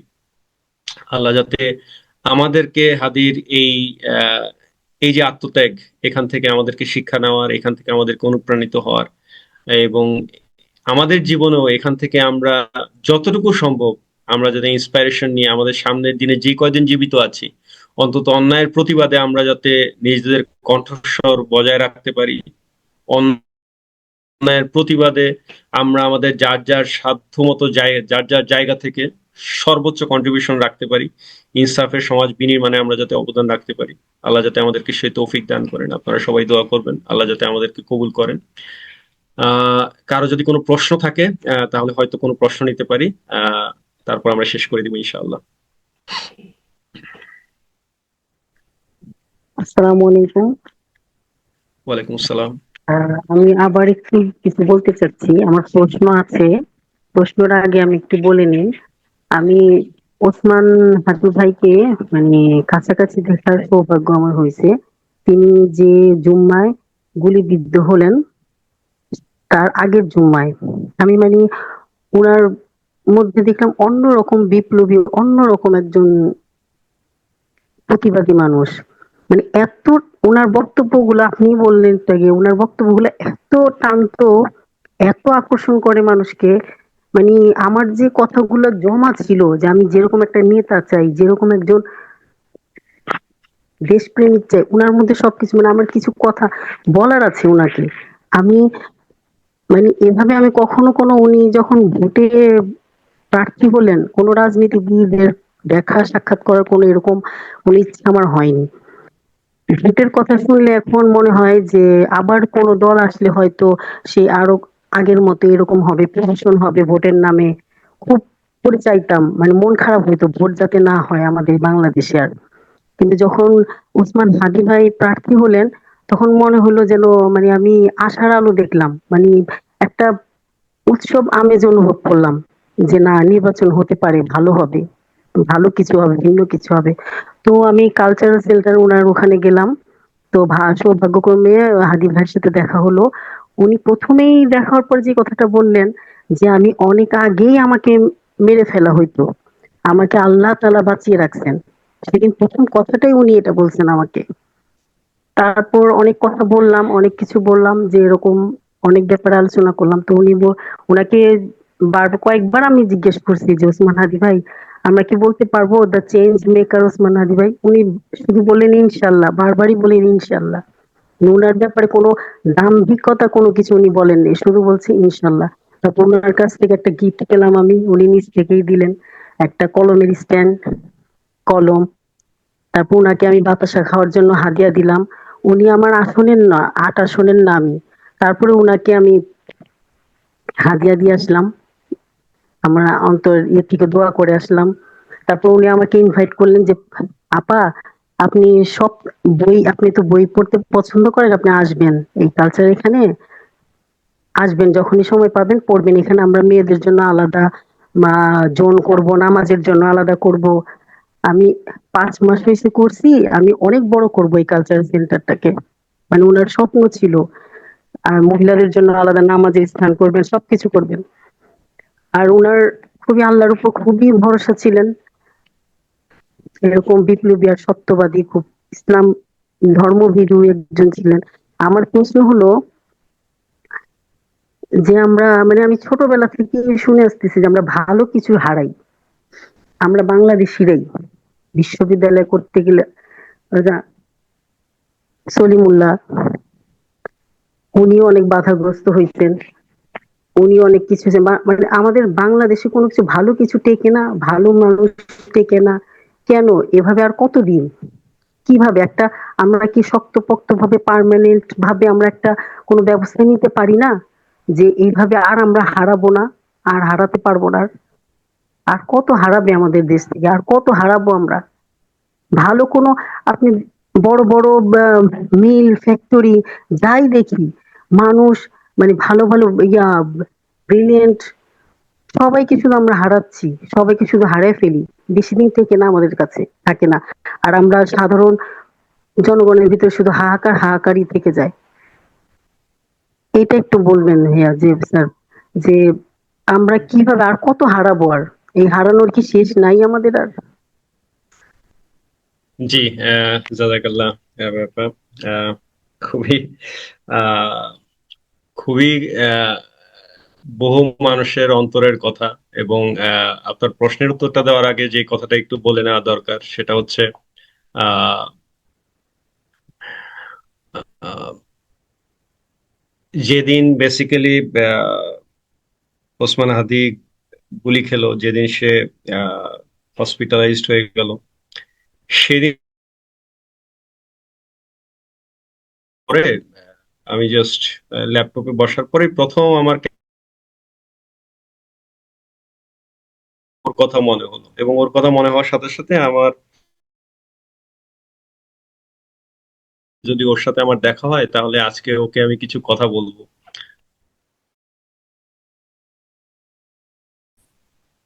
বেসিক্যালি কি কথা বলবো সেটা আর কাউকে বলা হয়নি কখনো। যে বেসিক্যালি আমার বলার ইচ্ছে ছিল যে আহ, তুমি একটা জিনিস জেনে রাখো যে আজ পর্যন্ত আমি কখনো কোনো রাজনৈতিক পক্ষে সমর্থন দেওয়া, তার জন্য ক্যাম্পেইন করা, তার জন্য ইয়া করা, বা তাকে সাপোর্ট দেওয়া, ইভেন তাকে সাপোর্ট দিয়ে বা ওয়েল উইশ করে একটা ফেসবুক পোস্ট দেওয়া, এটা আমার জীবনে আজ পর্যন্ত হয়নি। এবং বাংলাদেশে তো আসলে কালচারই ছিল না, সেই ইয়াই ছিল না। সো আমি তাকে বলতে চেয়েছিলাম যে ইনশাল্লাহ আমি তোমার সাথে আছি, এবং যতটুকু সম্ভব আমি তোমার সাথে থাকবো। বাট আল্লাহর ইচ্ছা যে আমাদের তো আর দেখাই হলো না, আর কথাই হলো না।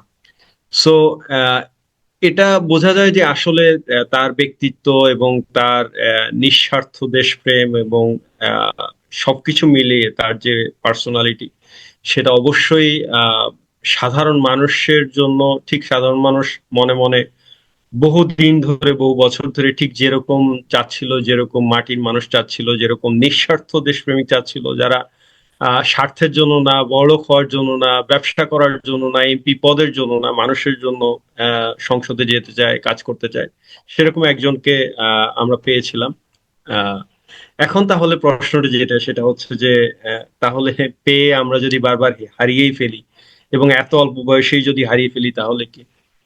দেখুন আপা, এটার উত্তর আমি অলরেডি কিছুটা দিয়েছি যে আহ পৃথিবীর সর্বকালের সর্বশ্রেষ্ঠ মানুষটা যখন এসেছিলেন, সেই আসার পরে তিনি টোটাল বেঁচে ছিলেন 63 বছর। কিন্তু আপনারা যদি খেয়াল করে দেখেন যে আসলে উনি কিন্তু 63 বছর আহ নবী হিসেবে, রাসূল সাল্লাল্লাহু আলাইহি সাল্লাম হিসেবে দিনের জন্য তিনি কিন্তু 63 বছর ইনভেস্ট করতে পারেননি, তিনি পেয়েছিলেন 23 বছর। সো নবুয়ত 40 বছর বয়সে পেলেন, তারপর থেকে ওনার সত্যিকার অর্থে দিনের কার্যক্রম, যে দাওয়াতি কার্যক্রম এবং তার যে নবুয়তি কার্যক্রম, তার যে আহ সিলসিলা এবং তার যে আহ দায়িত্ব, সেই দায়িত্ব পালন করার জন্য তিনি সময় পেলেন মাত্র 23 বছর। সেই 23 বছরের মধ্যে মাত্র 10 বছর, শেষ 10টা বছর উনি মদিনার জীবনে রাষ্ট্র প্রতিষ্ঠার সুযোগ পেলেন। 13 বছর তো মক্কায় জুলুম নির্যাতনের মধ্যে কেটেই গেল, জাস্ট নবী হওয়ার কথা এবং বেসিক দাওয়াতের কথা, ইমানের কথা বলতে গিয়েই শেষ। তাহলে মাত্র 10 বছর উনাকে আল্লাহ সুযোগ দিলেন। তো এ মানে এটাও আপনি যদি চিন্তা করতে যান যে তাহলে এটা এটা কিভাবে সম্ভব যে সর্বকালের সর্বশ্রেষ্ঠ মানুষ, তাকে কি আরেকটু সময় দেওয়া যেত না? আজকে এক একজন নবী 950 বছর আহ জীবন পেয়েছেন, ওনাকে অন্তত 100 বছর, 150 বছর দিলে কি ক্ষতিটা ছিল? না, সেটা কিন্তু হয়নি। আল্লাহ তাকে টোটাল আয়ু দিয়েছেন 63 বছর, মাত্র 10 বছর উনি সময় দিতে পেরেছেন ইসলামিক রাষ্ট্র প্রতিষ্ঠায়, ইসলামিক সমাজ ব্যবস্থা প্রতিষ্ঠায়, ইসলামিক আদালত প্রতিষ্ঠায়, একটা মসজিদ ভিত্তিক সোসাইটি প্রতিষ্ঠার জন্য। এরপরেও আপনি যদি চিন্তা করেন যে আচ্ছা ঠিক আছে, রাসূল সাল্লাল্লাহু আলাইহি ওয়াসাল্লামকে আল্লাহ নিয়ে গেছেন বেশি তাড়াতাড়ি, আবু বকর রাদিয়াল্লাহু তাআলার উম্মতের শ্রেষ্ঠ ব্যক্তি, তাকে আল্লাহ সেইটার কিছুটা দিয়ে দিয়েছেন, মেকআপ দিয়ে দিয়েছেন। উনি অন্তত 150 বছর, 200 বছর বেঁচে ছিলেন না, 63 বছর বয়সে চলে গেলেন। এরপরে উমর রাদিয়াল্লাহু তাআলা আনহু, আমাদের এরপরে যদি কেউ নবী হতেন যার ব্যাপারে তাকে বলা হয়েছে যে শয়তান, তিনি যে পথে হাঁটেন শয়তান সে পথে হাঁটে না, 63 বছর বয়সে চলে গেলেন।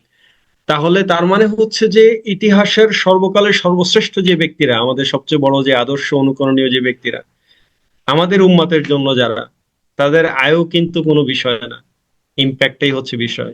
ওই 10 বছরে, ওই 63 বছরে, ওই তারা ইমান আনার পরে এক একজন যে 20 বছর, 23 বছর সময় পেয়েছেন, তার মধ্যেই তারা যতটুকু কাজ করে দিয়ে গেছেন, আল্লাহ কিয়ামত পর্যন্ত সেটাকে উম্মতের জন্য রেফারেন্স হিসেবে, আদর্শ হিসেবে রেখে দিয়ে গেছেন।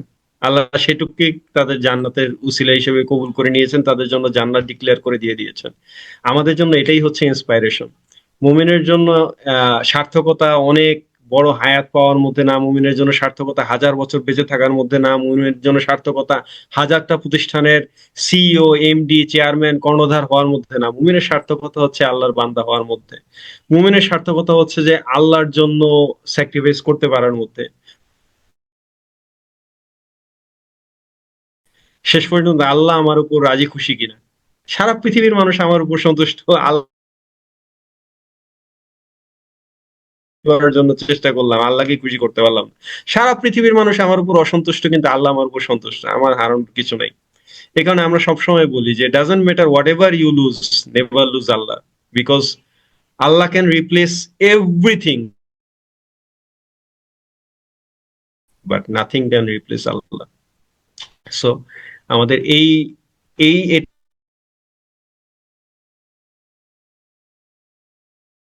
ব্যাপারে সুধারণা পোষণ করা এবং আল্লাহর দিকেই ফিরে যাওয়া, আহ আল্লাহ আল্লাহর আল্লাহর স্মরণটা সবসময় জীবিত রাখা, আল্লাহর কাছাকাছি থাকতে চাওয়া, আল্লাহর সন্তুষ্টি অর্জন করতে চাওয়া, এই জিনিসটা যদি আমাদের পাথেও না হয়, এটা যদি আমাদের ফার্স্ট প্রায়োরিটি না হয়, তাহলে আমাদের আসলে প্রায়োরিটি কি, আমাদের এই লাইফের তাহলে মিনিং কি, আমাদের লাইফের পারপাসটা কি? আল্লাহ আমাদেরকে দয়া করে পাঠালেন দুনিয়াতে অল্প একটু সময় দিয়ে, সেই সময় দিয়ে কেন পাঠাইলেন সেটার মূল আনসারই ভুলে গেলাম, মূল কারণই ভুলে গেলাম, এমন ভাবে ভুলে গেলাম যে ততদিনে মালাকুল মৌত চলে আসলো, তাহলে তো সবই হারালাম। তো আল্লাহ যাতে আমাদেরকে এভাবে এই জিনিসগুলো বোঝার এবং সেভাবে তাওয়াক্কুল করার তৌফিক দান করেন। যে আর কারো কোনো প্রশ্ন আছে? আমরা হয়তো খুব বেশি হলে জাস্ট আর একটা প্রশ্ন নিতে পারি।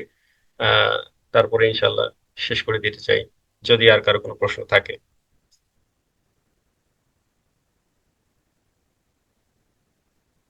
জি, আলহামদুলিল্লাহ। তো ঠিক আছে, তাহলে আমরা আজকে এখানেই শেষ করে দিচ্ছি।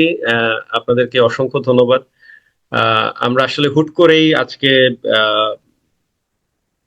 বেসিক্যালি গতকাল রাতে হুট করেই মনে হলো যে আজকে জানা যায়, এবং খুব স্বাভাবিকভাবে বাংলাদেশের মানুষ, আমরা সবাই এখন short term memory loss patient. আজকেই আপনি দেখবেন যে লক্ষ লক্ষ মানুষ জানাজায় শরীক হয়ে গেছে, কালকে এই লক্ষ লক্ষ মানুষ আবার স্বাভাবিকভাবেই সময়ের সাথে ব্যস্ততার স্রোতে, এবং Bangladesh is a paradise of hot news. প্রতিদিন এখানে এত বড় বড় নিউজ আপনি দেখতে থাকবেন যে এক সপ্তাহ পরেই দেখবেন যে ওসমান হাদি প্রথমে খবরের কাগজের প্রথম কলাম থেকে নাই হয়ে যাবে, এরপরে শেষ পৃষ্ঠা থেকে নাই হয়ে যাবে, প্রথম পৃষ্ঠা থেকে নাই হয়ে যাবে, শেষ পৃষ্ঠা থেকে নাই হয়ে যাবে, পুরো পত্রিকা থেকেই নাই হয়ে যাবে, মানুষের মন থেকে নাই হয়ে যাবে, মিডিয়া থেকে, ফেসবুক থেকে, সব জায়গা থেকে হারিয়ে যাবে। কারণ তার পরিবর্তে এত গরম গরম নিউজ, এত বড় বড় নিউজ আসতে থাকবে যে আস্তে আস্তে আমাদের স্মৃতি থেকে হারিয়ে যাবে। আমরা হয়তো বিশেষ দিবসে আবরার ফাহাদের কথা স্মরণ করব, তখন আমরা আবু সাইদের কথা স্মরণ করব, তখন আমরা ওসমান হাদিদের কথা স্মরণ করব। তবে ওসমান হাদির কথা স্মরণ করা বা প্রতিনিয়ত মনে রাখার চাইতে মূল কথা আমাদের যেটা স্মরণ রাখা দরকার, সেটা হচ্ছে যে ওসমান হাদি যে এই রবের কাছে ফেরত গিয়েছে, আমাদেরকেও সেই রবের কাছেই ফেরত যেতে হবে। ওসমান হাদি যদি সত্যিকার অর্থে আল্লাহ সন্তুষ্টি নিয়ে ফেরত গিয়ে থাকে, তাহলে তার জীবন সফল কাম, এটাকে আল্লাহ বলেছেন চূড়ান্ত সফলতা। আমরাও যেতে হবে, আমরা সফল হিসেবে যেতে পারছি নাকি ব্যর্থ হয়ে যেতে পারছি, তখন ওসমান হাদির জানাজায় অ্যাটেন্ড করা, লক্ষ লক্ষ মানুষের সাথে অ্যাটেন্ড করা, আমরা লক্ষ মানুষ যেই দলে ছিল, লক্ষ মানুষ যাকে ভালোবাসতো, বা বেশিরভাগ মানুষ যেই দলে ছিল, সেই অধিকাংশ মানুষের পাল্লা আমাদেরকে হেফাজত করতে পারবে না।